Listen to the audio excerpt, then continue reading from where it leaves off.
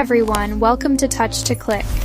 Today, in this video, we'll explain how to view free Patreon posts from your favorite creators so you can enjoy public content without needing a paid membership.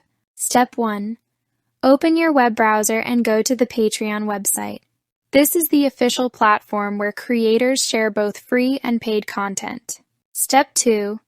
Use the search bar to find your favorite creators page. Type the creator's name and open their official Patreon profile. Step 3. Scroll down on the creator's page to view their posts. Many creators share public or free posts that anyone can access. Step 4. Look for posts marked as public or free. These posts are visible without logging in or subscribing to a paid tier. Step 5. Click on any free post to read or view the content. You can enjoy updates, previews, or announcements shared openly by the creator. Thanks for watching. And don't forget to subscribe to Touch to Click for more simple and helpful tech tutorials.